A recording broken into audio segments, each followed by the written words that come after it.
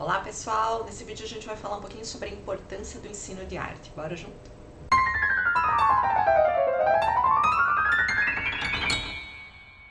Então nesse vídeo da sequência a gente vai fazer a discussão de um texto que está nesse livro aqui, né? Arte e Educação, Leitura no Subsolo. É um livro organizado pela Ana May Barbosa, mas a gente vai estar discutindo mais especificamente, né, um capítulo que foi escrito pelo Vincent Lanier, né? Esse capítulo que eu vou colocar aí na tela pra gente, né? Chamado Devolvendo Arte, a Arte e Educação, né? Esse é um capítulo que vai estar falando sobre ensino de arte, mas o Vincent Lanier é uma pessoa que parte do ensino de artes visuais, né? Ele está pensando mais especificamente o ensino dessa linguagem artística.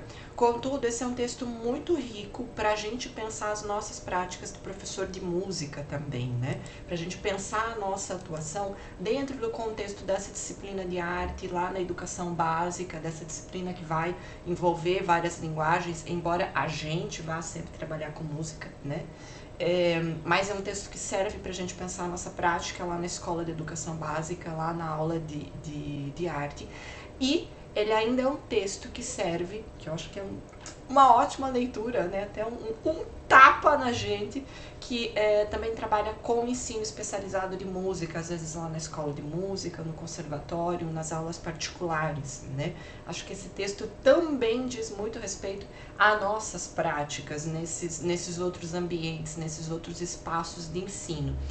Embora, como eu estava dizendo no começo, seja um texto mais voltado para as artes visuais, a gente vai ver ele fazendo muitas menções às artes visuais ali no decorrer da leitura, tá bom? Mas é um texto que eu sempre gosto de trazer para a disciplina, porque eu acho ele excelente para a gente pensar o ensino de arte de forma geral, para a gente pensar as nossas práticas de educadores musicais também. Então, bora, sem se demorar muito, vamos começar logo a fazer a discussão. Eu separei alguns trechos desse texto para a gente problematizar um pouco melhor eles, para a gente fazer uma discussão um pouco mais aprofundada. Quero começar com vocês direto ali na página 70, porque eu acredito que aqui o texto já vem dizendo pra gente a que veio, né? Ele já vai falar um pouquinho pra gente sobre por que tem que ter aula de arte, que é basicamente a grande discussão que a gente vai fazer aqui ao longo desse vídeo, né? Vamos ler junto ali então, ó, página 70, eu vou pegar o último parágrafo do texto, aquele que tá de amarelinho ali, né? O texto diz assim: não há tampouco nenhuma razão constrangedora que nos faça duvidar ou negar que as atividades de arte na sala de aula possam promover crescimentos pessoais, independente do valor ou da resposta estética. Ou seja, não tem muito por que a gente negar que a aula de arte ela pode promover crescimentos em outros campos que não sejam artísticos, né? A aula de arte pode ajudar a pessoa a crescer enquanto pessoa, a saber se expressar melhor, a desenvolver sua inteligência, né? Aquela velha ideia de uso da arte como ferramenta, né? Tudo bem, a arte pode servir a esses propósitos, né? Como o texto começa dizendo, a gente não tem nenhuma razão assim para negar que a arte possa servir a esses propósitos, né? Como o texto continua. Talvez a arte possa tornar alguém mais criativo em geral, o que quer que isso queira dizer, né? Porque muitas vezes as pessoas falam, e a aula de arte é bom porque vai ajudar a pessoa a ser criativa, né? Aí você vai perguntar para a pessoa, mas o que é criativo? O que é criatividade? O que é alguém criativo? E, né, geralmente as pessoas não sabem dizer, né? Talvez a aula de arte, né, possa fazê-lo perceber o seu contexto físico ou social mais objetivamente. Talvez possa ajudá-lo a resolver suas inadequações emocionais, aumentar o seu QI, enriquecer a sua aposentadoria ou promover a paz mundial e a boa vontade entre os homens, né? Lógico que ele está sendo irônico. É como se a aula de arte, né, fosse tivesse esse poder mágico de resolver todos os problemas da humanidade, né, até promover a paz mundial, né? Ou seja, ele está ironizando, mas ele está querendo dizer, tudo bem, pode ser que a aula de arte seja essa coisa maravilhosa que vai resolver todos os problemas do mundo. Pode ser, a gente não tem nenhum motivo muito sério assim para negar essa afirmativa, né? Mas aí ele, né, vamos explicar a que viemos nesse texto, né? O ponto sobre o qual queremos insistir é que todos esses outros aspectos do crescimento individual não são ou não deveriam ser o principal foco para o professor de artes plásticas. E aqui a gente pode expandir tudo isso que está sendo falado para o professor de arte em geral, tá bom? Esqueci de grifar ali, mas deixa eu grifar. Não deve ser o foco nem do professor de artes visuais, muito menos do professor de música, do professor de qualquer outra linguagem artística.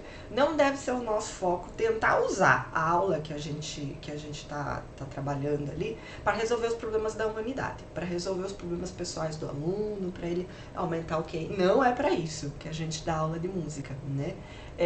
Aí o texto vai explicar, então, né, o porquê que a gente tem que ter essa aula na escola, né? A sua principal referência, ou seja, o principal objetivo do professor, deveria ser o progresso no domínio dos procedimentos estético-visuais. Para que tem que ter aula de arte na escola? Para isso que o Laninha está falando ali, ó. O objetivo deve ser o progresso no domínio dos procedimentos estético-visuais. Para que você dá aula de arte? Para que o aluno progrida nesse campo que é estético. Tudo bem que ele está falando no campo estético-visual, porque ele está pensando nas artes visuais. Mas a gente pode tirar o visual e continua válida essa afirmativa, né? Então, para que tem que ter aula de arte? Para que o aluno progrida naquilo que ele já sabe sobre arte, né? Em outras palavras, é isso que o texto está dizendo para a gente, né? Para que ele progrida no domínio dos procedimentos estéticos, para que ele progrida nos conhecimentos de arte que ele já possui, que ele já traz desde antes dele entrar na escola, né? E o texto continua. Se outros benefícios colaterais resultam das atividades de arte, tanto melhor, né? Se, no entanto, eles não ocorrem, né, e é muito provável que eles não ocorram, né? O Lanier está fazendo afirmações bastante irônicas, né? Ai, pode ser que a aula de arte melhore a sua aposentadoria ou, né, resolva os problemas instaure a paz mundial. Pode ser que ela faça, mas assim, né? Vamos combinar que ninguém vai ficar rico na aposentadoria estudando arte na escola, né? Acho que é o contrário. Mas enfim, é lógico, o Lanier tá sendo irônico e o que ele está dizendo aqui pra gente pode ser inclusive que esses benefícios colaterais eles não sejam alcançados, e é muito provável que eles não venham a ser alcançados, tá? Inclusive tem pesquisa científica bastante séria da área de cognição mostrando que, por exemplo, a música não tem o poder de aumentar o QI das pessoas, né? E os estudos que encontram, às vezes, algum resultado nesse sentido, eles são estudos muito questionados pela metodologia que eles usam, né? Porque, geralmente, crianças que frequentam aulas de música, às vezes até você encontra estudos dizendo, nossa, elas têm um QI mais alto, elas têm um desempenho escolar melhor, mas é por causa da aula de música? Não é por causa de uma outra coisa, né? Geralmente, pensa comigo, crianças que frequentam a aula de música, elas vêm de ambientes familiares, de ambientes socioeconômicos, que são muito diferentes daqueles ambientes das crianças que não frequentam aulas de música, né? Você concorda comigo que para frequentar aula de música você precisa de dinheiro, né? Você precisa de dinheiro para pagar o professor, você precisa de dinheiro para comprar o teu instrumento, né? Você precisa de dinheiro para conseguir sair da tua casa e chegar até a aula de música, né? Concorda comigo? Isso é uma coisa que, obviamente, uma família de um status socioeconômico mais baixo não vai ter condições, né? Então é a aula de música que provoca, que aumenta a inteligência das crianças, que melhora o desempenho escolar das crianças? Não. É o ambiente familiar, é a estrutura social, é a estrutura econômica a que essas crianças têm acesso, que promove tudo isso, né? E que é lógico que aquelas crianças que têm tudo isso, né, esse ambiente mais favorável, vão acabar chegando numa aula de música, né? Então não é que a aula de música provoque, é que tem uma outra coisa que provoca o menino estar na aula de música e que também provoca o menino ter esses outros vários desenvolvimentos aí, né? Então é bem importante a gente relativizar, inclusive, essas coisas que às vezes a gente vê na mídia, essas reportagens, assim, às vezes muito sensacionalistas, né? Porque tem uma outra questão bem mais profunda aí por trás dessa discussão, né? Mas enfim, o Lanier tá falando, pode ser que, né, tudo isso aconteça, mas e se não acontecer? Né? Aí o texto continua, né? Se no entanto, né, esses benefícios colaterais, né, se no entanto eles não ocorrem, o papel educacional da arte não terá sido traído, né, contanto que o crescimento das capacidades estético-visuais tenha se efetuado. Ou seja, pode ser que a arte não resolva os problemas da humanidade, mas se você deu a aula de arte para desenvolver os conhecimentos artísticos do aluno, então maravilha, você não perdeu o teu tempo ali, né? Maravilha, porque o aluno não foi em vão para essa aula, né? Ele com certeza aproveitou ela para alguma coisa. Se não foi para ter os benefícios colaterais, foi para fazer aquilo que a gente só aprende a fazer na aula de arte, né? Consequentemente, estou sugerindo que avaliemos o mais objetivamente possível tudo aquilo que fazemos na sala de aula e que reorientemos nossa conduta numa direção que trate mais especificamente da aprendizagem em arte do que do desenvolvimento pessoal de qualidade não necessariamente relacionada com a arte, né? Esse texto do Vincent Lanier é ótimo. Eu gosto muito de trabalhar com ele, porque ao mesmo tempo em que ele é um texto mais leve, né, ele é mais humorado, né, ele também bota o dedo em muitas feridas. E acho que a primeira ferida que ele já tá botando o dedo, assim, pra cutucar, né, tipo assim, vamos tirar a melequinha de lá de dentro pra esse dodói sarar, né, é essa ferida do uso instrumental da arte, né. Mas vocês vão ver que ao longo do texto, né, como ele acabou de dizer, eu sugiro que a gente reavalie várias coisas que a gente faz na aula de arte, né? Ou seja, ele vai meter o dedo em muita ferida na sequência, tá bom? Ele vai meter o dedo em algumas questões assim que eu tenho certeza que vocês lá do outro lado vão ficar provocados com esse texto, tá bom? Então se vocês ainda não leram o texto, vem comigo nesse vídeo que eu acho que vocês vão gostar. Quando eu fazia a discussão desse texto no presencial, ele era um texto que sempre dava muita polêmica, muito debate bacana, assim. Então, acho que vem que vocês vão gostar de me acompanhar nessa leitura, né? Mas aí o texto termina, né, só dizendo, né, em resumo, estou propondo que, de fato, devolvamos arte à arte e educação, né? A gente já vai entender, esse é o título do texto, né, devolver arte e educação, ou devolvendo, né, arte e educação. Esse é o título do texto e a gente já vai entender ao longo da leitura por que ele está defendendo isso, por que a gente tem que devolver arte para a aula de arte. Né? Então deve ser porque na aula de arte não tem arte, né? É exatamente isso, né? Ele vai mostrar pra gente. Então bora lá, vamos se adentrar um pouco mais aqui nessa discussão dele, né? Ele vai explicar aqui em uma frase, né, o que ele quer com esse texto, o que é a tese, digamos assim, que ele vai defender, né? Essa ideia de devolver arte e educação. Tô no parágrafo da sequência, ali na 71, né? Ele diz assim: assim, o forte conceito central de que atualmente a arte e educação necessita pode ser definido de uma maneira tão simples como, ou seja, o que a aula de arte precisa é, toma nota disso, ampliar o âmbito e a qualidade da experiência estética visual. Esse deve ser o objetivo da aula de arte, né? Ele está anunciando, assim, em uma frase super simples, ele já anunciou isso, mas ele está repetindo aqui pra gente, né? O que é o objetivo da aula de arte? Por que a gente tem que dar aula de arte? Qual deve ser o foco da arte e educação? Né? No que os professores devem se centrar, se focar? Em ampliar o âmbito e a qualidade da experiência estética visual. O que ele está querendo dizer? Que a gente precisa ampliar aquelas coisas que o aluno já sabe sobre arte, né? Para que ele saiba mais coisas sobre arte, e ao mesmo tempo a gente precisa ampliar a qualidade, né? Então ampliar o âmbito é ampliar o número de coisas, ampliar a quantidade de coisas que seu aluno sabe sobre arte, e também ampliar a qualidade dessa informação, ou seja, ampliar no sentido de aprofundar mais o que ele sabe sobre aquelas coisas que ele já conhece, né? Porque vocês concordam aí comigo, né? Todo mundo que entra na aula de arte já conhece arte, né? Você não vai apresentar arte para o aluno, você não vai introduzir arte para o aluno. Então, o aluno já vive num mundo em que ele assiste cinema, ele ouve música, ele, né, tá convivendo com arte aí no seu dia a dia, né? Então, esse menino já sabe sobre arte. O que você precisa fazer é apresentar para ele mais coisas. Então, por isso a gente fala ali em ampliar o âmbito, né? Ou seja, você precisa apresentar mais formas de arte, mais obras de arte para ele, né? E ao mesmo tempo ampliar a qualidade, ou seja, ampliar a capacidade que esse menino já tem de entender aquilo que ele experimenta no seu dia a dia, aquelas coisas novas que você está trazendo para ele, né? Então, esse deve ser a grande preocupação do professor de arte. Eu sei que é super simples, né? Em uma frase ponto, matou o texto, agora podemos ir embora para casa, né? Não precisa mais assistir o resto.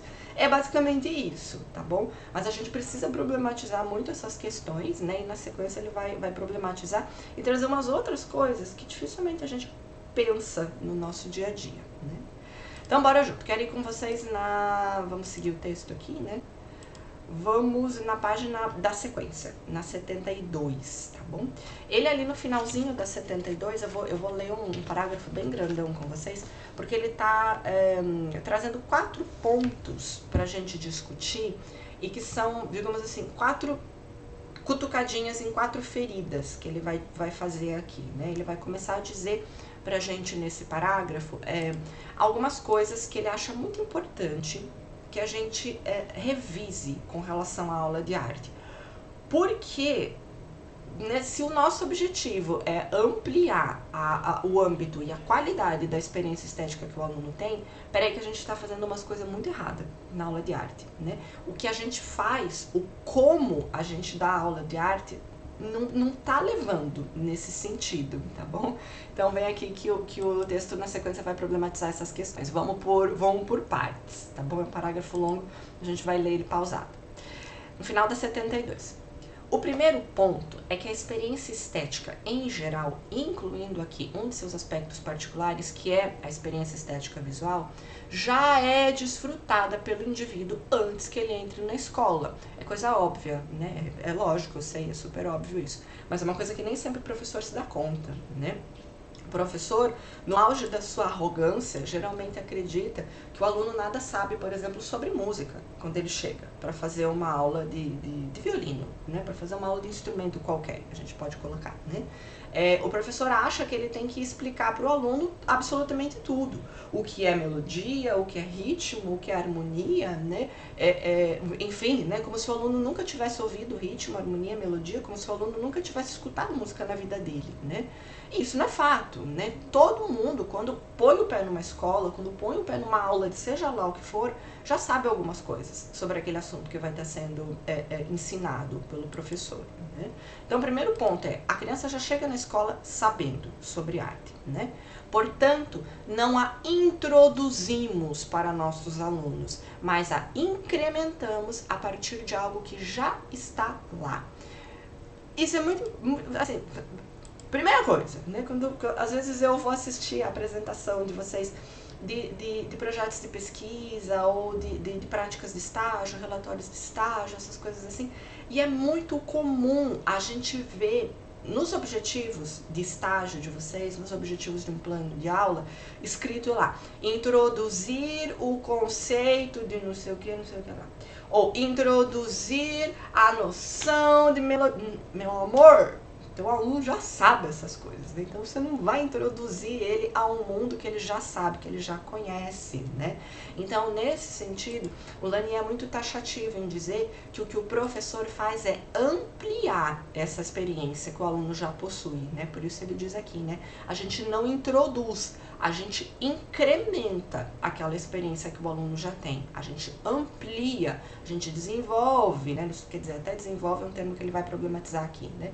Mas a gente só aumenta aquilo que o aluno já tem. A gente não começa do zero com o aluno, porque o aluno já chega na escola sabendo um monte de coisas sobre arte, né? Então, o primeiro ponto que a gente, professor, tem que sair da nossa, né, da nossa arrogância mesmo, né, e entender é que o aluno já sabe muita coisa sobre música quando ele chega numa aula e que a gente não precisa ficar explicando absolutamente tudo, né? Tem muita coisa que o aluno pode explicar pra gente, tem muita coisa que às vezes o aluno pode deduzir por conta própria a partir daquelas coisas que ele já conhece, né? É lógico que o teu trabalho é auxiliar ele nesse processo de ampliar os seus conhecimentos, mas você não é o único que sabe sobre música dentro daquela sala de aula, tá bom? Na primeira aula do aluno, certamente você não é o único que sabe sobre música, né? Seu aluno já chegou ali sabendo um bom tantão de coisas sobre música, né?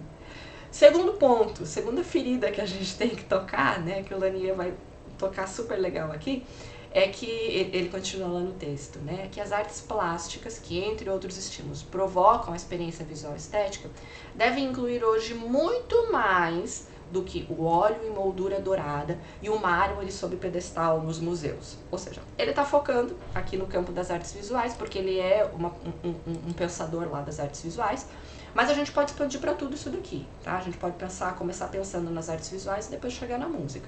O que ele acabou de dizer para a gente?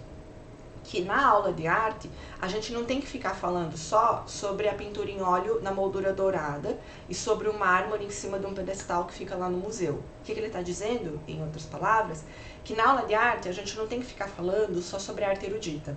Né? Dizendo em outras palavras, na aula de arte, ou melhor, na aula de música, a gente não tem só que ficar estudando Mozart, Beethoven, né, Vivaldi e música erudita. Ou seja, o espaço da aula de arte é sim para isso, mas é também para expandir isso, né, que é o que o Lanier fala na sequência, né?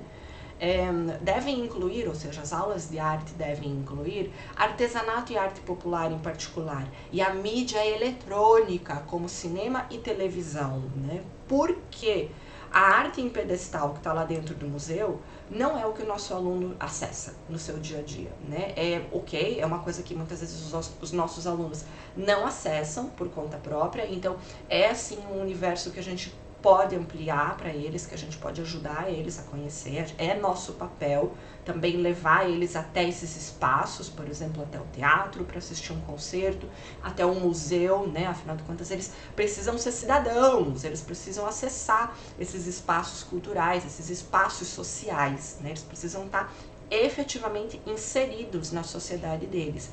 E eles estão aí numa sociedade que produz arte erudita.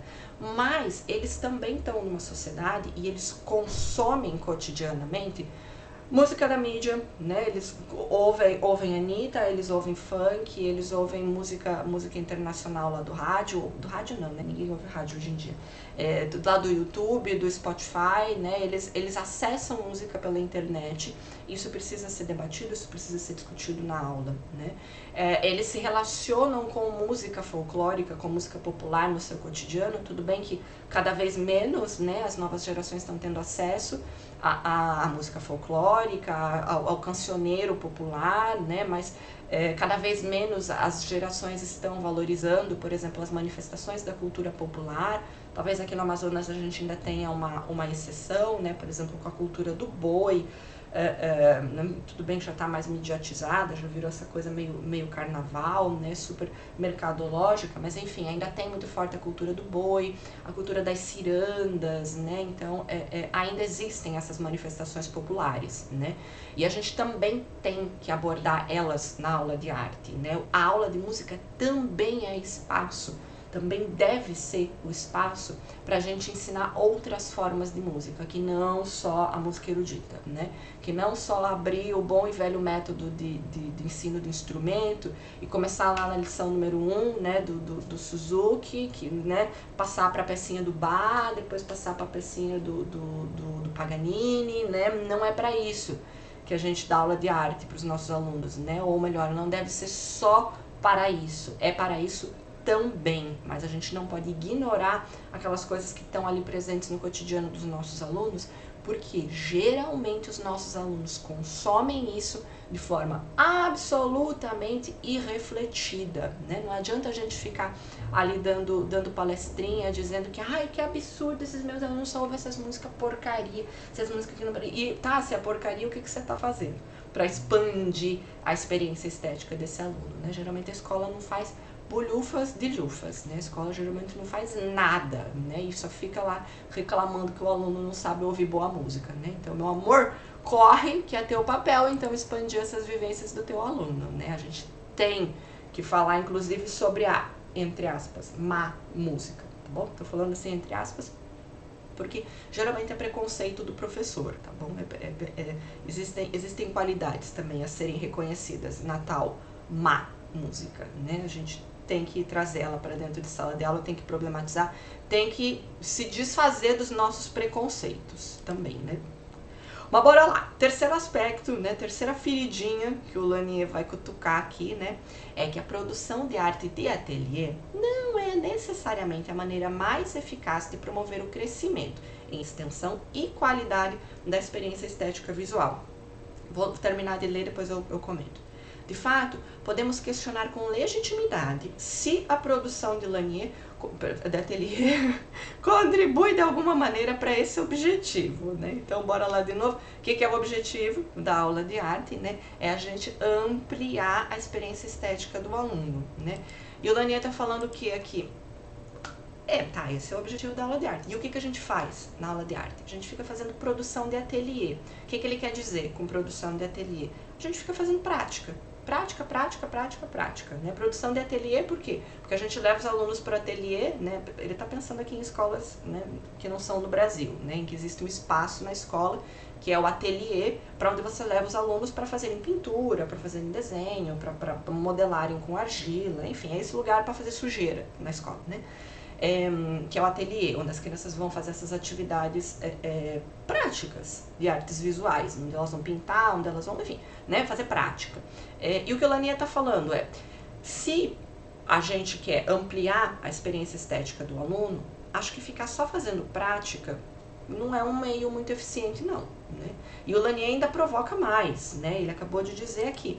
Inclusive, eu me questiono se o ficar fazendo prática ajuda em alguma coisa, né? Porque o Lanier ele vai chegar meio que a essa conclusão no final das contas, que eu acho que não adianta nada, tá? Eu acho que não serve meio que para nada você ficar fazendo o aluno pintar, desenhar, modelar, né? O que o aluno tá aprendendo sobre arte fazendo essas coisas, né?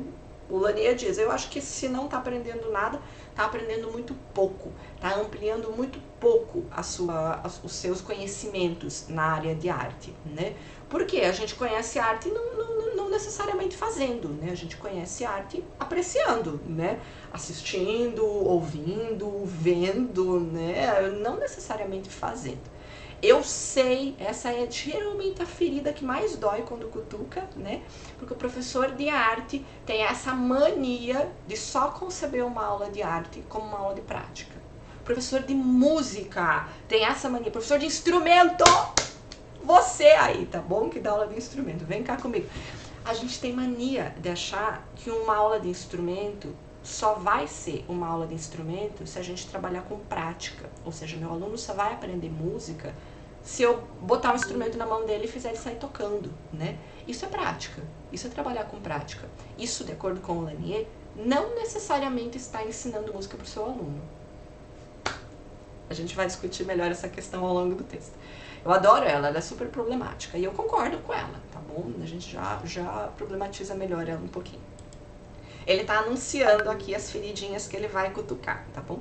A quarta feridinha o quarto aspecto é que apenas o indivíduo que está adequadamente informado sobre a natureza da experiência estética pode ampliar com certa facilidade o âmbito e a qualidade dessa experiência. O que ele está falando? Só quem for ter aula de arte é que vai poder ampliar o que já sabe sobre arte, né? Em resumo, é isso que ele diz, né? Portanto, os currículos em arte e educação deveriam estar concentrados na educação estética, não na prática, né? Não, ou seja, o que os currículos de arte, ou seja, o que as escolas deveriam estar fazendo é fazer a educação estética dos alunos, né? No entanto, educação estética é um termo aplicado hoje inapropriadamente ou impropriamente, né?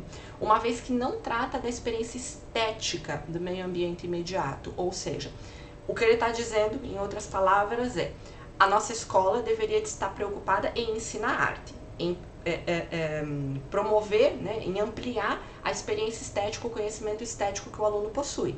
Mas a nossa escola diz que está fazendo isso e não está fazendo isso porcaria nenhuma, né? Então, o que a nossa escola deveria de fazer é mais ampliar essas experiências estéticas do aluno, tá? Embora ela diga que faça, ela não faz, ok? Então, vamos esmiuçar melhor essas questões todas na sequência, tá bom? Ele vai passar todo o texto agora, metendo o dedo nessas 4 feridas que ele acabou de anunciar pra gente, tá bom?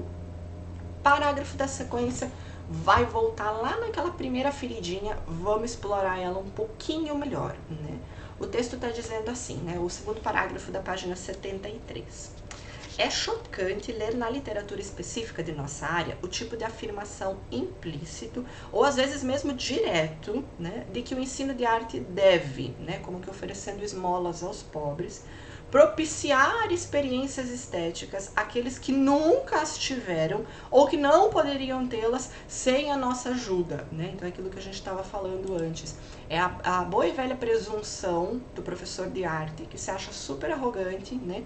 É como se ele fosse o único que conhecesse sobre arte dentro de sala de aula e que acha, né, como está dizendo o texto ali, que ele vai propiciar, como quem dá esmola para os pobres, ó, pobres desses alunos que nada sabem sobre arte, né? Deixa eu propiciar o conhecimento artístico a eles, porque ó, eles são tão ignorantes, né? Isso é uma presunção do professor de arte, né? É lógico que todo aluno que entra na nossa aula, ele já sabe, né, sobre aquilo. Em última análise, esse tipo de arrogância inconsciente é irrealista, né, para não dizer execrável, ou seja, não é verdade que o aluno não sabe nada, né? E ainda é execrável, ou seja, condenável um professor acreditar nisso, né? Condenável um professor sair por aí usando palavras como introduzir a arte, ou propiciar a arte para o aluno, ou apresentar a arte para o aluno, né? Isso é arrogante. A gente não faz isso, né? Porque o aluno já sabe sobre arte quando ele entra na escola, né?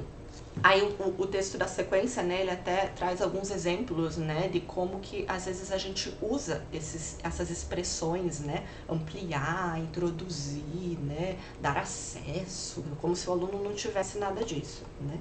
O texto continua ali no último parágrafo dessa página, né. Permita-me fornecer um exemplo retirado de All the Arts for Every Child, de Stanley Madej, não sei, provavelmente um livro, né, aqui um livro talvez de paradidático, um livro didático de arte, alguma coisa nesse sentido, né? O que diz esse livro? Abre aspas. O principal objetivo das artes no projeto de educação geral foi desenvolver um indivíduo esteticamente perceptivo e responsivo, né?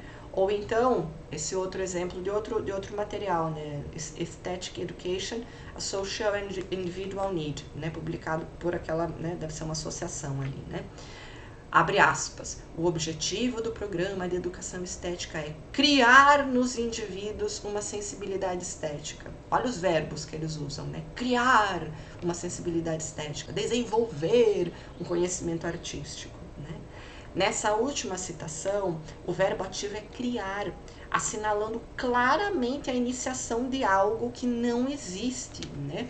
Às vezes a gente pensa, quando a gente está escrevendo o objetivo de aula, que a gente está só usando umas palavras ali mesmo, porque, né, tem que preencher aquela porcaria lá que o professor de estágio pediu, né? Então bora, vamos fazer esse troço de qualquer jeito. Não são só palavras, né? Essas palavras denotam as concepções que um professor tem sobre o que ele faz dentro de sala de aula. Então não são meras palavras escritas num papel, são concepções de ensino, né?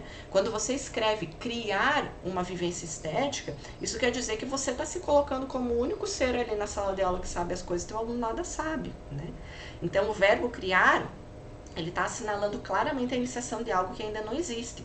No exemplo anterior, né, o verbo é desenvolver, o que pode, por implicação, ser compreendido da mesma maneira, ou seja, o aluno não tinha nada e você desenvolveu, você saiu do zero para chegar em algum lugar, né?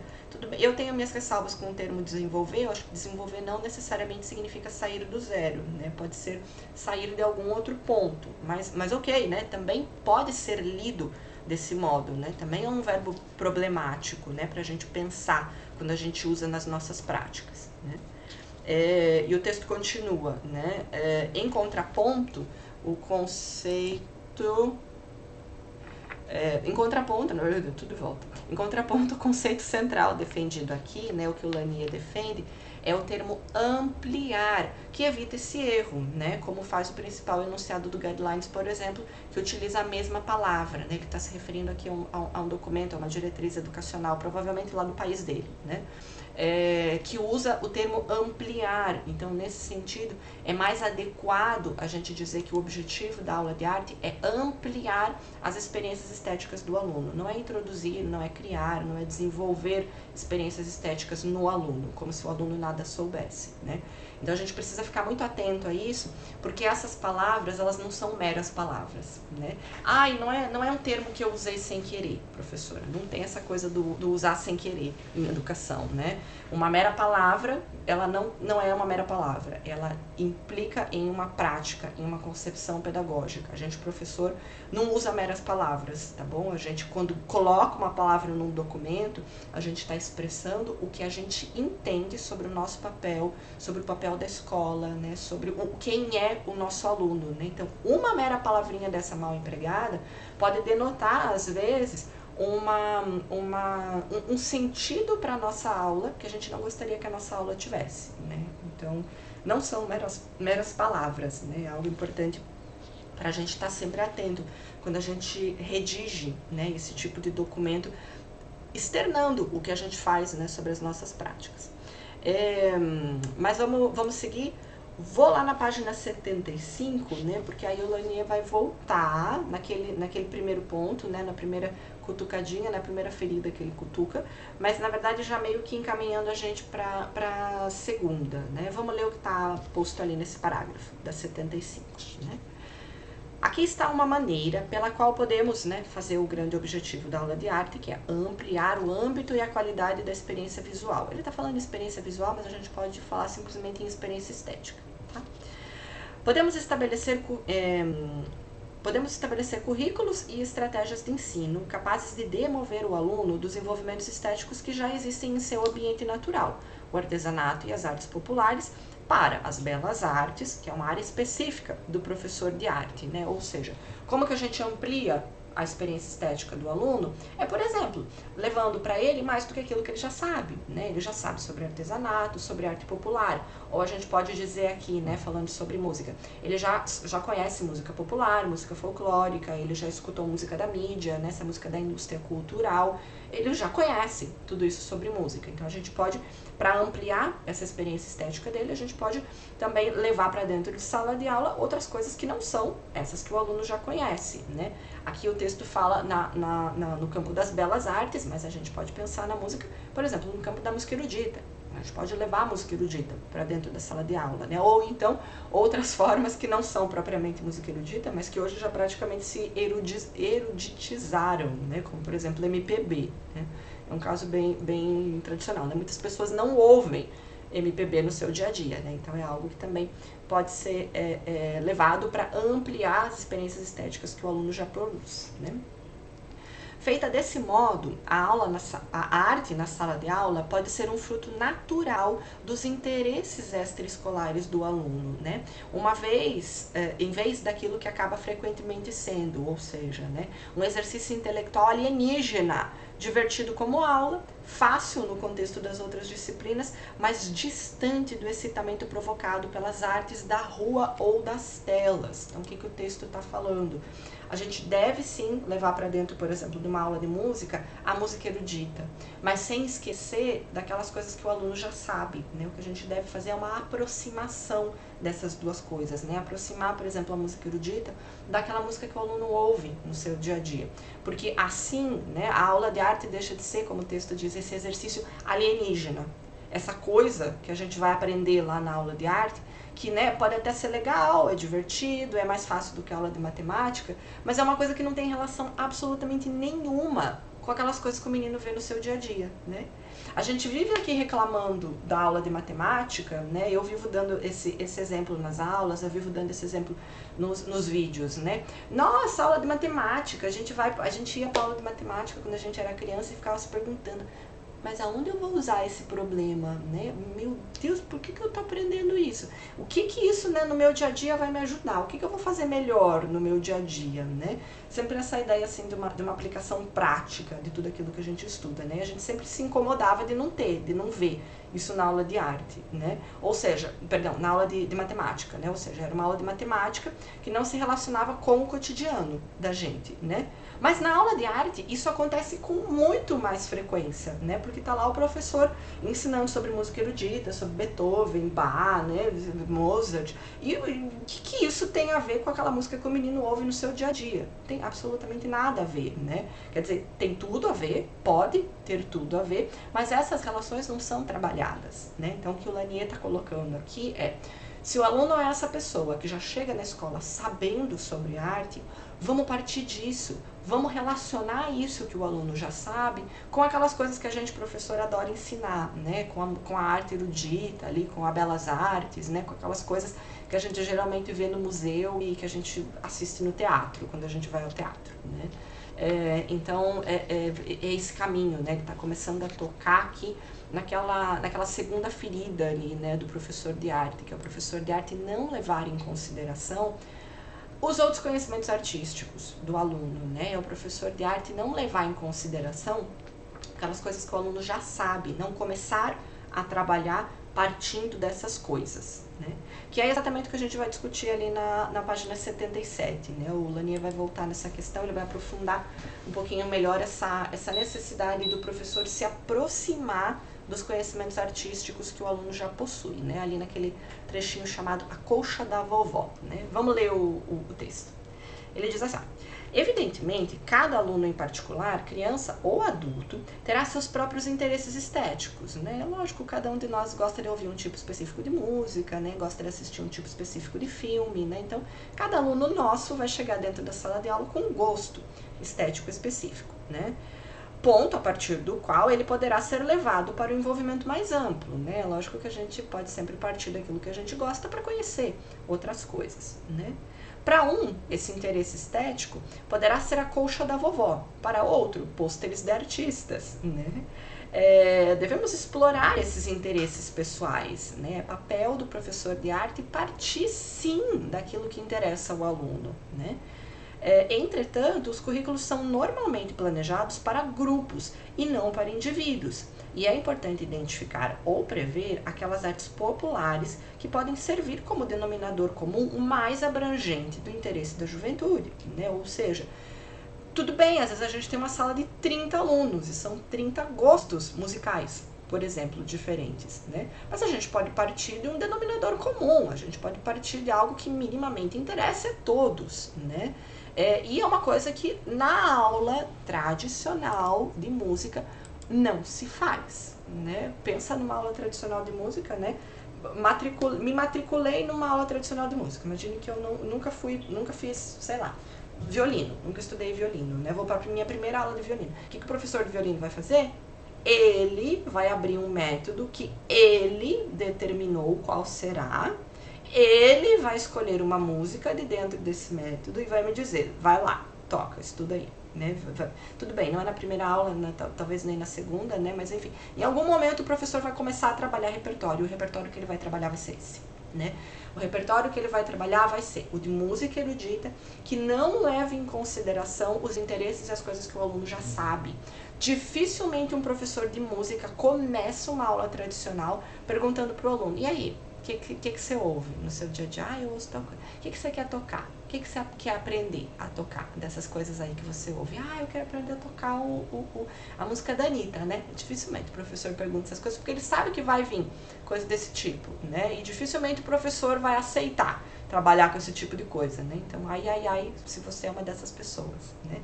O que o texto está dizendo é exatamente o contrário. A gente precisa sim partir daquilo que os nossos alunos ouvem, né? A gente precisa partir daquelas experiências estéticas que sejam ali o denominador comum de uma turma, né? A gente tem que partir daquilo que os alunos já conhecem no seu dia a dia, né? E o texto continua, né? Apoiado numa observação genérica, né, naquilo que você tem escrito sobre o assunto e no senso comum, parecia que o indutor estético mais difundido e abrangente entre os jovens encontra-se na área da mídia fílmica, né, particularmente o cinema e a televisão. Perdão, esqueci de mudar a página aqui pra gente, né?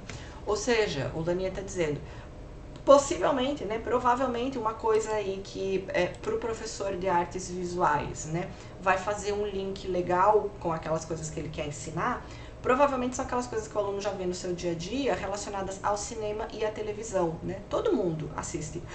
Perdão, precisei espirrar. Provavelmente os alunos já assistem cinema, televisão. Hoje em dia a internet ocupou muito esse espaço, né? Os alunos já estão aí na internet baixando vídeos, assistindo clipes, por exemplo, né? Esse pode ser o ponto de partida. para uma aula de arte, né? Tanto uma aula de artes visuais, quanto mesmo no nosso caso, uma aula de arte de música, né? Uma aula voltada mais para música. A gente pode sim partir daqueles videoclipes que os alunos já escutam, daquela música que eles ouvem no Spotify, né? Daquela música de cinema, que a gente sabe que é uma coisa que os alunos ouvem muito, que eles acompanham muito, né? E que pode ser uma ponte super importante para a gente chegar na música que a gente quer, na música de concerto, na música erudita e etc, etc, etc, né?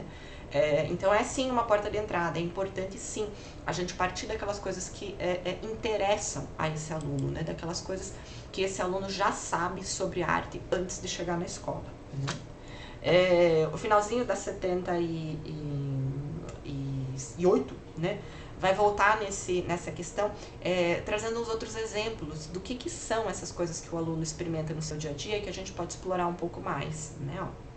De qualquer maneira, mesmo que não enfatizemos as artes da tela, a presunção da existência estética visual anterior ou extra-escola e a sua consequente dependência da flexibilidade da arte em incluir artesanato, arte popular, meios de comunicação em massa são conceitos essenciais para estruturar futuramente programas de arte nas escolas, né? Ou seja, a gente precisa colocar na aula de arte, se você não quiser colocar o cinema, né, as artes midiáticas, a gente precisa colocar tudo isso aqui que ele está colocando, né, que ele está trazendo. O artesanato, a arte popular, os meios de comunicação em massa. A gente pode pensar aqui na música, né, substituindo, né, o artesanato e a arte popular pela música folclórica, pela música popular, né, pelo sertanejo universitário, pelo funk, pela música internacional, pelo pop, né, pelo K-pop, né, por todas essas coisas que os nossos alunos escutam hoje em dia, né? E o que ele está dizendo, é muito importante que a gente estruture os nossos programas de ensino levando em consideração isso, né? É muito importante que a gente planeje as nossas aulas, que a gente planeje as nossas intervenções com os nossos alunos, também trazendo para dentro de sala de aula essas coisas que eles ouvem, que eles experimentam no seu dia a dia, né? Essas duas ideias isoladas, né, que eventualmente... Opa, deixa eu voltar no texto, né? Essas duas ideias isoladas, que eventualmente são até seguidas por muitos professores de arte, sem os complexos raciocínios teóricos expostos aqui, poderiam contribuir em muito para trazer a teoria da arte e educação para uma relação de correspondência mais apropriada com a vida americana contemporânea, porque ele é um americano, né? Mas a gente pode pensar aqui com a vida de qualquer pessoa nesse mundo contemporâneo, né? Ou seja, para a gente aproximar mais a aula de arte do que o menino vive no seu dia a dia, a gente precisa obrigatoriamente fazer essa aproximação entre aquela arte erudita, aquela música erudita que a gente quer ensinar, e aquela música que o menino ouve no seu dia a dia, né? Para a gente fazer uma aula de arte contemporânea, a gente obrigatoriamente tem que estabelecer essas relações, né? Se eu tô lá dando aula de música erudita, eu tô simplesmente parado no século XVIII, para dizer assim, na melhor das hipóteses, tá? Eu tô parado no século XVIII porque eu tô ensinando geralmente música do século XVIII, do século XIX para os meus alunos, ignorando absolutamente tudo o que se faz na contemporaneidade, né? Então você é um professor que, se você for colocado no máquina do tempo e se você for lançado no século XIX, de repente você pode, nossa, dar uma aula maravilhosa lá no século XIX, né? Porque você está fazendo exatamente a mesma coisa que se fazia há centenas de anos atrás, né? Então, bora reformular as nossas práticas. Não podemos ser professores do ano 2021, não podemos ser professores do século XXI, né? Perdurando, colocando em prática aí um ensino de música que é datado, né? Um ensino de música que já não corresponde mais à realidade que a gente tem hoje, que já não corresponde mais aos alunos que estão frequentando a escola de hoje, né? Então, bora se atualizar, pelo amor de Deus, né? Não somos múmias, somos seres do século XXI também, né? Página seguinte, né, tá trazendo pra gente vai cutucar. Aqui é a parte do texto que eu acho que eu mais gosto, é a parte mais polêmica, né? Em que ele vai estar cutucando pra gente aquela terceira ferida. Lembram qual era a terceira ferida? Era de que, se a gente quer ampliar a experiência estética do aluno, acho que o melhor modo da gente fazer isso não é dando aula de prática, não. Porque acho que, assim, fazendo prática, eu não quero dizer nada não, mas acho que o meu aluno aprende muito pouco sobre arte, né? Para não dizer que ele não aprende nada. Eu acredito que aprende pouco, tá bom? Na verdade, o Lanier está sendo, né? Ele está mais problematizando, assim, exageradamente essa questão, mas, né? Eu acredito que o que ele quer dizer é, contribui, tá? A prática contribui para que o aluno aprenda arte, mas ela contribui bem pouquinho. Tá? Então a gente não pode assim, ficar na nossa aula de arte, na nossa aula de música que seja, só trabalhando com prática. Prática, prática, prática, prática, tocar, tocar, tocar, tocar, né? Já vamos discutir então o que a gente faz na aula, se não é só ficar tocando, tocando, tocando. Tô lá na página 79, vamos ler aquele primeiro parágrafo, né? Contudo, mesmo mais atualizado o conteúdo de curso não irá garantir o tipo de crescimento que a nossa ideia de conceito central de arte forte sugere se não estiver implementado por procedimentos adequados em sala de aula. Ou seja, a gente não vai chegar nos objetivos que a gente quer, que são ampliar a experiência estética do aluno. A gente não chega nesse objetivo se a gente não usar procedimentos adequados em sala de aula, ou seja, se a gente não usar uma metodologia adequada. Tá bom? Então não adianta você tentar resolver o problema da arte e educação dando aula exatamente do mesmo modo como você dava antes, né? Não adianta você dizer, eu mudei meus objetivos. Agora meu objetivo é ampliar a experiência estética. Não adianta, você não vai ampliar bolhufas se você continuar dando aquela aula de música lá do século XVIII, tá bom? Aí o texto continua, né? Se reduzirmos o currículo de arte ao bordado, produção de filmes ou videotapes, desenho ou recriação de espaços urbanos, produção de histórias em quadrinho, em suma, né? Desenvolvendo todas essas atividades de ateliê que os professores de arte gostam muito, né? Incluindo folclore, arte popular e a mídia, é mais provável que os nossos alunos estarão essencialmente limitados no crescimento que poderíamos provocar neles, né? Ou seja, o que o Lanier está dizendo. Se a gente só ficar fazendo prática, pode ser uma prática linda, maravilhosa. Nossa, eu estou fazendo intervenção urbana com os meus alunos. Olha como eu sou um professor moderno, né? Ou, nossa, eu estou trabalhando artesanato com os meus alunos. Olha como eu sou um professor sensível, né? Que considera tudo aquilo que meu aluno sabe, né? Ele está entrando em sala dela como um ser que já conhece sobre arte, artesanato. Então, partindo de, nossa, que professor ótimo que eu sou, né? Eu estou dando uma aula de arte assim, bafão, né? Não tá. Né? Pro Lanier, não adianta nada você ficar fazendo assim, essas coisas super inovadoras, entre aspas, se você só estiver trabalhando com prática. Ou seja, se você só estiver trabalhando com atividade de ateliê. Né? E o texto continua. Décadas de currículo de ateliê virtualmente concentrado não parecem ter produzido uma população massivamente afeita às belas artes. Né? Ele está pensando aqui sobre um contexto lá do país dele, né, não é o contexto brasileiro, ele está pensando aqui sobre escolas que têm um ateliê. Ele está falando, né, sobre escola pública, que é aquela escola do bairro, que as crianças frequentam, sem ter que gastar um centavo, né, crianças de famílias que não teriam condições de pagar por uma escola, vão para uma escola que tem um ateliê. Vão para uma escola onde elas vão ter um instrumento lá na sala de música, onde elas vão pegar um instrumento e vão tocar um instrumento, né? Ou seja, a gente está falando de uma outra realidade escolar que é muito mais favorecida do que a realidade brasileira, né? Ou seja, uma escola em que realmente os alunos faziam aula de música, faziam aula de artes visuais, faziam com recursos, né? Tinha instrumento lá naquela escola, tinha material para fazer aula de artes visuais, tinha até um ateliê para fazer aula de artes visuais, imagina, que luxo, meu amor, né? Coisa que muita escola particular não tem no Brasil. E o que o Lanier está dizendo, não foi assim décadas e décadas oferecendo isso para os nossos alunos que levou os nossos alunos a entenderem melhor sobre arte hoje, né? Porque tanto no Brasil quanto lá nos Estados Unidos tem um monte de adulto que não sabe lufas sobre arte, né? Que não consegue entender aquelas coisas penduradas lá na parede quando entra no museu, né? Que faz várias críticas sem procedência, né?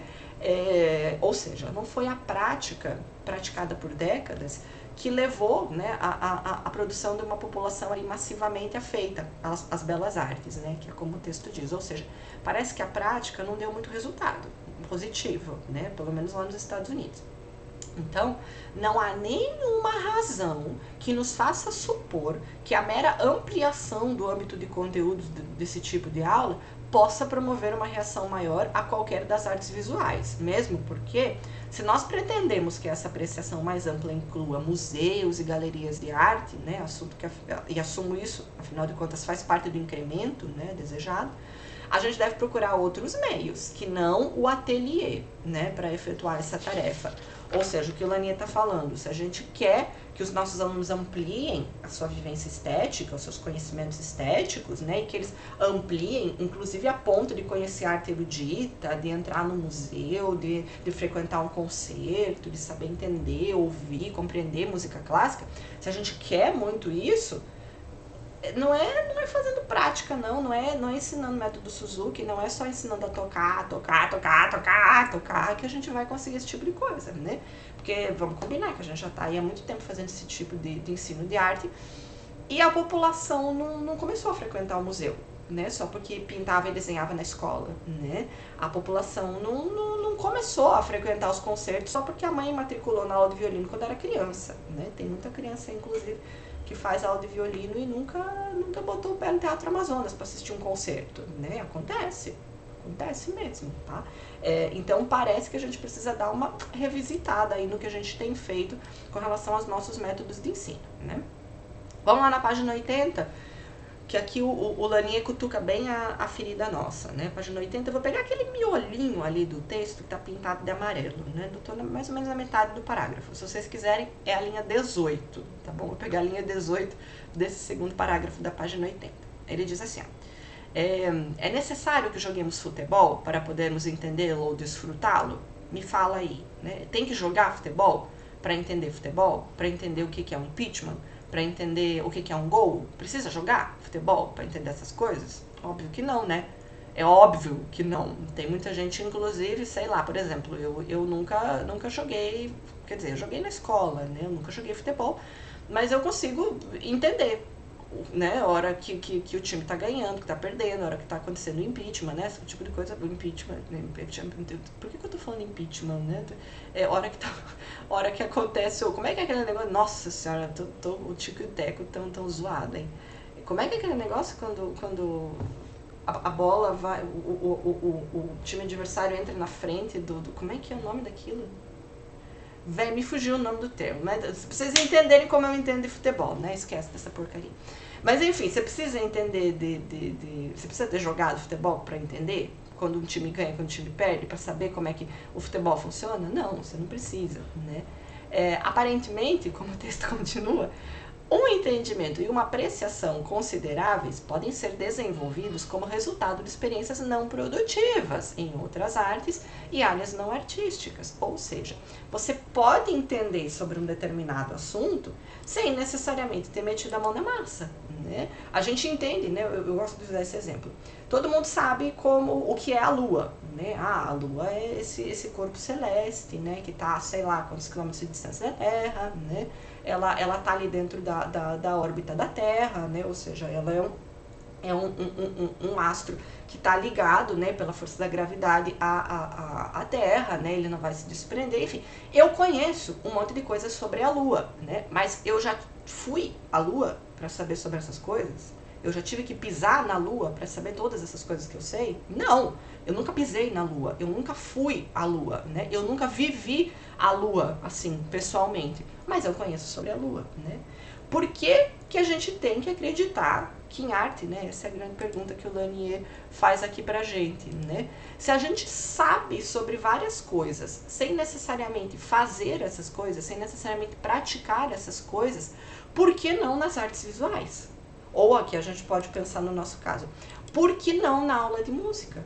Por que a gente só acredita que vai aprender música se a gente meter ele no instrumento na mão do menino e o menino sai tocando? Não é só assim que a gente aprende sobre música, né? Concordam comigo? Acho que vocês concordam, né? A gente não aprende sobre as coisas só fazendo as coisas. Tudo bem, tocando um instrumento você aprende algumas coisas sobre música, né? Mas o que você aprende também é uma quantidade de coisas limitada, né? Limitada por quê? Limitada à sua capacidade de tocar o repertório, né?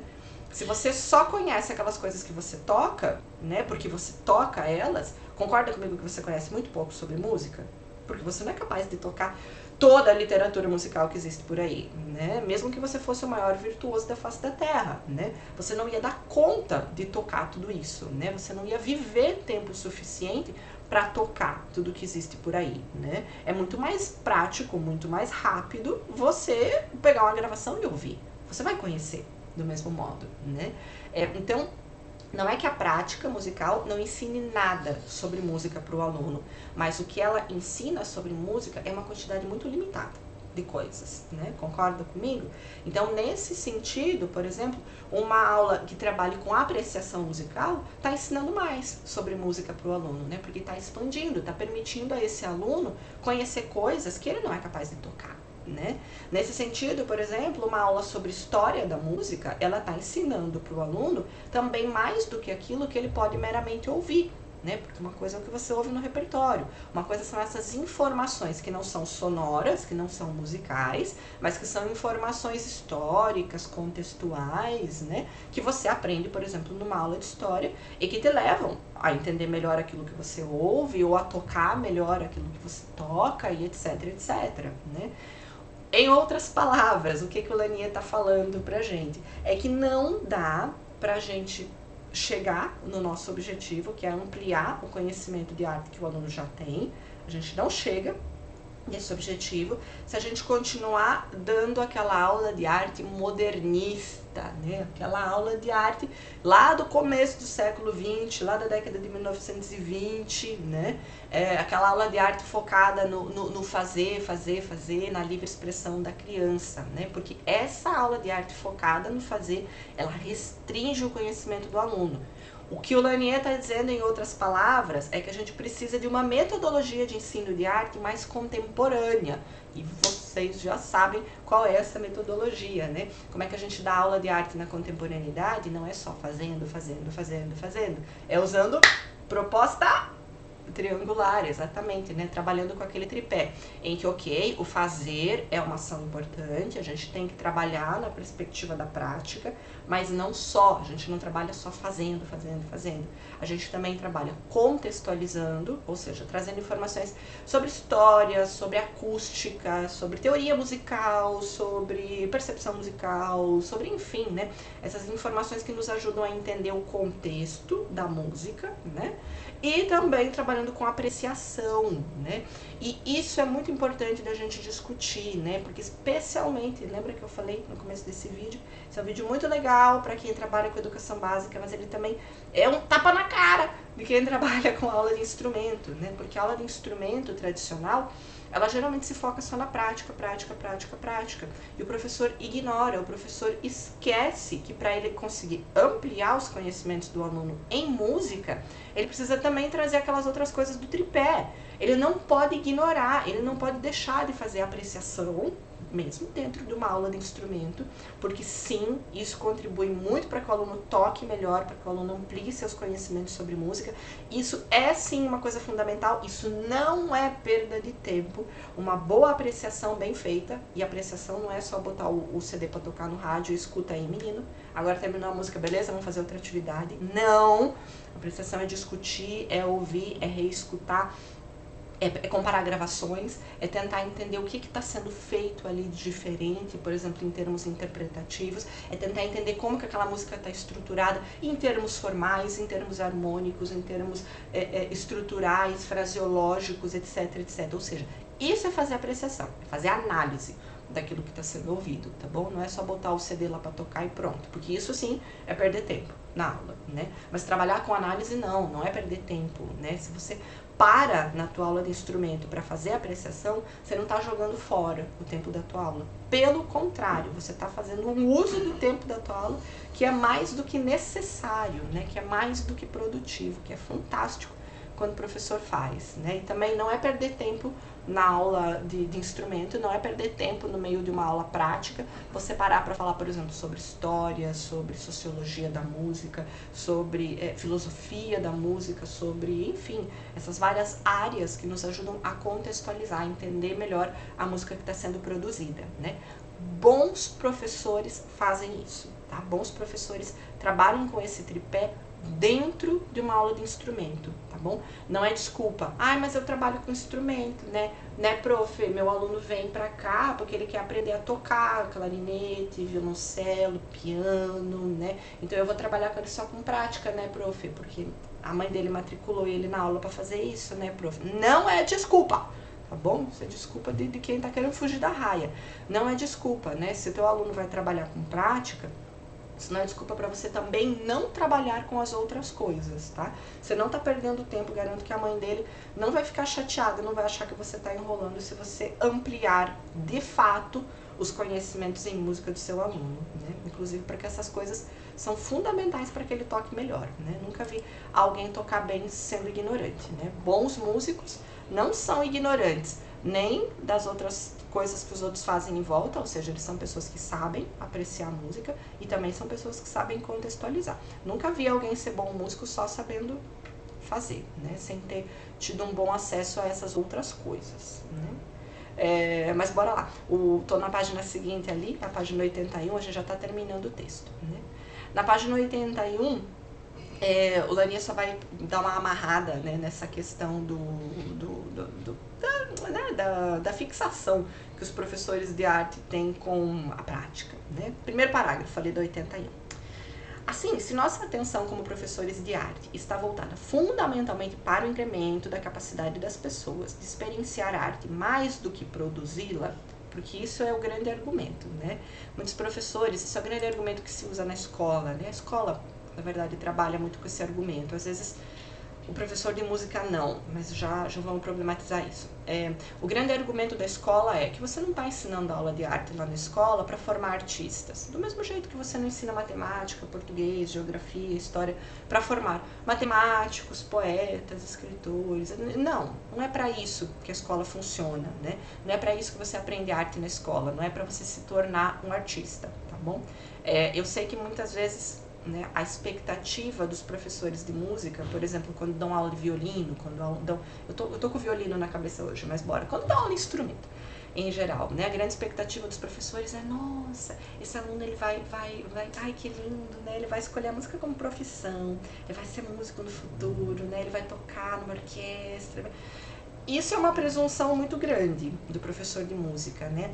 Achar que ele tem o poder de definir o que vai ser do futuro do aluno, né? Isso, infelizmente, a gente não tem. A gente não pode ter essa arrogância de achar que é a gente que vai saber o que é melhor para o nosso aluno, né? No fim das contas, essa é uma decisão que ele próprio tem que tomar, né? Então, não é para isso que você dá aula de música. Não é para formar músicos no futuro. É para formar pessoas que saibam sobre música.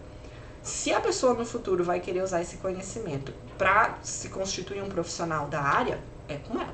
Se ela não quiser usar esse conhecimento para isso, esse conhecimento vai ser fundamental para que ela se insira na sociedade em que ela está como um cidadão de fato, né? Ou seja, para que ela consiga acessar todos os bens culturais que são produzidos pela sociedade dela, independente de quais sejam eles, né? Desde do forró, do funk, do sertanejo universitário até a música do bar, né?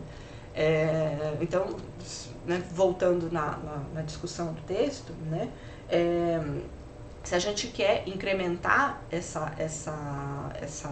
produção do aluno, né, se esse é o nosso grande objetivo, né, ou melhor, incrementar a capacidade do aluno entender, esse é o nosso objetivo, e não formar músicos ou formar artistas, né, aí o texto continua, né.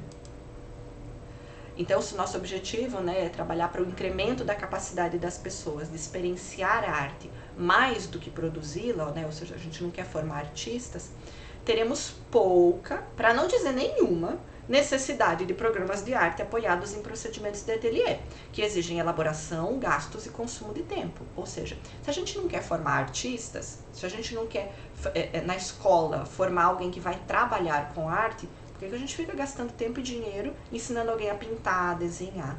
Se a gente não quer formar um músico para tocar numa orquestra, porque isso é uma decisão que a criança vai tomar por conta própria, quando chegar o momento dela tomar essa decisão, se a gente não dá aula de música para isso, por que a gente fica perdendo tempo lá ensinando só o menino a tocar, né?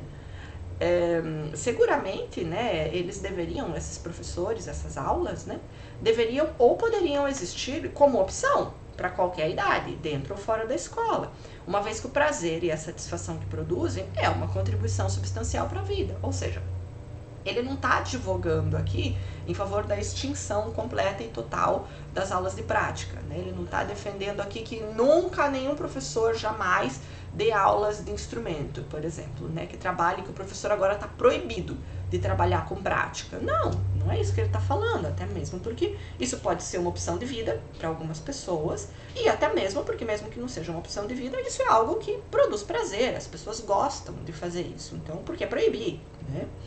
Mas não é essa questão, né, o que ele está dizendo, né? Mas, como o tempo que temos é bastante limitado na educação formal, né? Ou seja, a gente não tem todo o tempo do mundo na escola para ficar fazendo coisas aí para perder tempo, a gente tem que ir direto ao ponto, né? Então, como a gente tem pouco tempo para engajar o jovem nas desejadas experiências artísticas, deveríamos encontrar padrões de currículo mais diretamente voltados para a ampliação da resposta estética visual. Ou seja, a gente devia de fazer um currículo de ensino de arte que não fosse só fazer, tocar, porque isso não amplia muito a experiência estética do aluno, né? Muitos de nós, em arte e educação, proclamamos piamente que não ensinamos para produzir artistas, né? Esse é, de fato, o discurso de muitos professores. No entanto, o que fazemos na sala de aula pode não ser produtivo para nenhum outro fim, né? Ou seja, se você está só trabalhando com prática, desculpa, meu amor, mas esse é o tipo do ensino de arte que, na melhor das hipóteses, ele só serve para formar artistas, né? Para formar pessoas que vão produzir, né? Então, certamente, né, se ele não é produtivo para nenhum outro fim, certamente será tão pouco adequado para aquele que ele se dispõe, né? Ou seja, se essa aula de arte que só trabalha com a produção, não prepara o aluno para entender sobre a arte de modo geral, eu acredito que ela também é um tipo de aula muito pouco efetiva para que você tenha um aluno que saiba produzir de fato, como está dizendo o texto, né? Para que você tenha um aluno, por exemplo, que saiba tocar bem, né? Porque vamos combinar que aquela história que eu falava, né? Eu não conheço o caso de algum músico, por exemplo, que tenha feito carreira, que tenha gravado CD, que tenha, né, caído aí no mundo, vivendo como concertista. Eu não conheço ninguém com esse perfil que não saiba muito sobre o contexto daquilo que faz, né? Ou seja, que não conheça muito sobre história, que não conheça muito sobre estilo musical, sobre análise musical, que não conheça muito sobre percepção, sobre teoria. Não conheço alguém que saiba tocar bem, que seja um bom músico sem entender essas coisas. E também desconheço alguém que seja bom mesmo, que não saiba apreciar a música, que não saiba diferenciar entre, né, interpretações, que não saiba analisar interpretações diferentes de uma mesma peça, por exemplo, ou que não consiga apreciar repertório, né, reconhecer estilos e etc, né?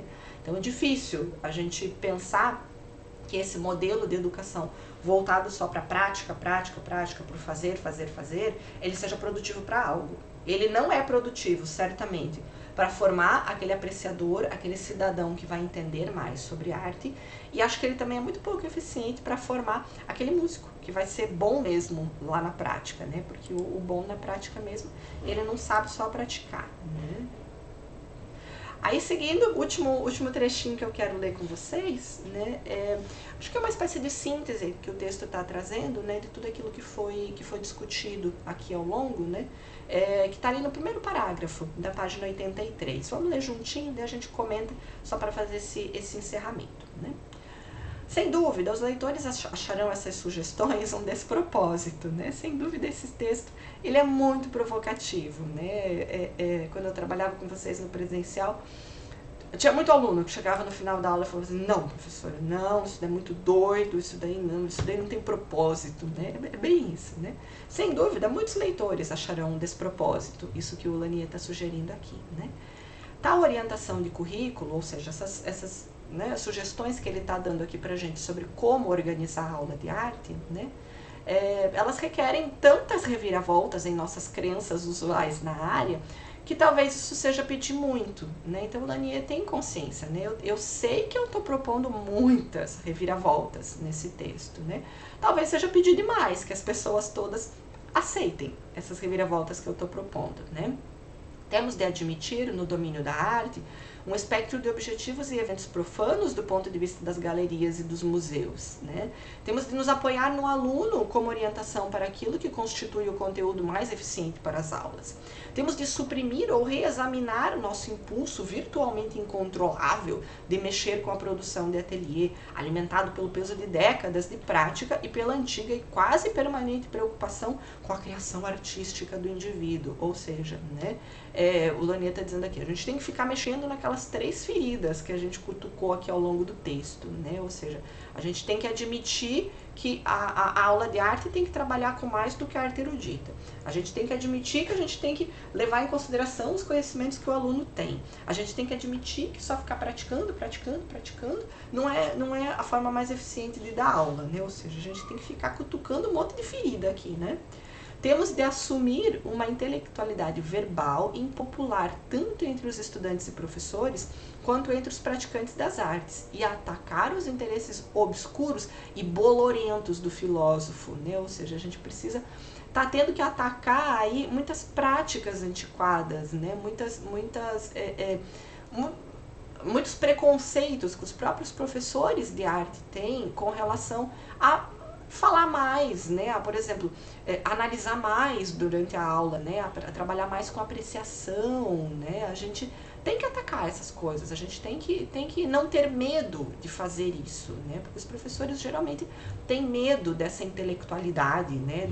Nossa, vou ficar trabalhando com apreciação, com análise na minha aula de instrumento com o aluno, só o que faltava, né? A gente tem que atacar isso, porque isso é um preconceito. Isso é um preconceito que muitas pessoas têm, né? Tem muito professor, geralmente é mais focado nesse ensino da prática, que desmerece, né, esses conhecimentos ali do triângulo, né, que não acreditam na validade do aluno apreciar, do aluno aprender a contextualizar aquilo que ele faz, né? São professores que estão lá, como eu digo, né, vinculados naquelas práticas conservatoriais do século XVIII, né? Mas a gente precisa atacar esses preconceitos, porque é um preconceito achar que essa proposta do triângulo não vai dar bons resultados, né? Pelo contrário, o que não está dando bons resultados é aquela prática de ensino do século XVIII, né? Aquela prática de ensino... O que eu estou falando quando eu falo nisso, né? Acho que vocês devem estar se perguntando. É aquela prática de ensino conservatorial, né? Lembra? Século XVIII, estudamos aqui nas nossas aulas sobre história, né? Do ensino da arte. É aquele momento, a chegada dos conservatórios aqui no Brasil, né, da Academia Imperial de Belas Artes, do Conservatório de Música, e como é organizado um conservatório, né, como são as aulas num conservatório. É do mesmo jeito que é hoje, era lá no século XVIII, quando o conservatório surgiu, tá? O primeiro conservatório na França. Era essa instituição, né, porque até então você aprendia música indo trabalhar com o mestre de capela, né, basicamente, né, que era essa pessoa que geralmente se aprendia música na igreja, né, que era essa pessoa que exercia várias funções, né, o mestre de capela. Ele era músico, ele era compositor, ele era o regente, ele, enfim, era esse músico multitarefas, né, ele não fazia uma única coisa na vida dele, né, ele trabalhava fazendo várias coisas e, consequentemente, quando ele ensinava o seu ofício para outras pessoas, ele ensinava muitas coisas ao mesmo tempo, né? Um aluno de música no século XVII, antes do século XVIII, né, antes do surgimento dos conservatórios, ele ia para uma aula de música para aprender o quê? Ele não ia só para aprender a tocar piano, ele ia para aprender a tocar piano, para aprender sobre teoria, para aprender sobre composição, para aprender improvisação. Ele era um músico completo, ele não era só um músico que sabia tocar, ele era um músico que sabia compor, que sabia ouvir, que sabia reger um grupo, né, que sabia cantar, que sabia tocar geralmente mais de um único instrumento, né? Ele era um músico completo. Né? E quando você tem o surgimento do conservatório, né, essa instituição que vai atender um número maior de pessoas e essa instituição que vai ser laica, ou seja, que vai oferecer aulas desvinculada da igreja, super legal, você tem um grande avanço no ensino de música, porque agora passa a ser um ensino de música para mais pessoas, um ensino de música mais democrático. Só que essa democratização, ela é conseguida a custo de uma precarização né, do ensino. Porque dentro do conservatório você vai ter instituídos, né, para gerar mais eficiência, para você conseguir atender mais pessoas, né, você vai ter a divisão do ensino de música, né, que é o modelo que vocês têm na universidade hoje, qualquer universidade que seja, tá bom? Tô falando da UEA, mas pode ser qualquer universidade no Brasil e no mundo que vocês pensarem, tá? Essas universidades, ou o ensino de música hoje em dia, ele é organizado num modelo que é conservatorial, né, que é o quê? Você tem aulas de música separadas, né? Você tem uma aula de teoria que é separada da aula de prática. E as coisas não se misturam. Você vai para a aula de prática para fazer prática, né? E muitas vezes o professor de prática tem até um certo... não quero falar sobre questões relacionadas à história, relacionadas à análise, relacionadas à teoria. Esquece esse troço para lá, né? Deixa para o professor dessas áreas falar, né? Ou seja, não há um interrelacionamento dos conhecimentos, né? Essas coisas são tratadas em separado, né? E é a esse ensino de música, né, que a gente está fazendo as nossas críticas aqui, né? Ou seja, a esse ensino que está especializando os alunos de um modo obsoleto, né, de um modo bitolado, de um modo que ele não vai entender arte, de fato, né? Então, o que o texto está dizendo é a gente precisa ampliar as experiências estéticas do aluno, trazendo para dentro da aula de arte mais do que a prática, trazendo para dentro da aula de arte mais do que a arte erudita, né? Levando em consideração aquelas coisas que o aluno já traz quando ele chega na sua aula, né? Relacionando esses conhecimentos novos com aquilo que o aluno já conhece, né? Sobre cultura popular, sobre mídia e etc, né? Então, em resumo, né? Um resumão bem rápido do texto, é basicamente isso que o Lanier defende, né? Tocando nessas feridas que a gente veio tocar, né? Ele está falando sobre a importância do ensino de arte, né? O que a gente deve ter como meta para o ensino de arte, mas ao mesmo tempo ele está dizendo a gente vai precisar rever muitas coisas que a gente faz na nossa prática para que a gente atinja de fato esse objetivo. Então bora lá pegar as nossas questões norteadoras aqui só para fazer um fechamentozão, uma amarra do nosso texto.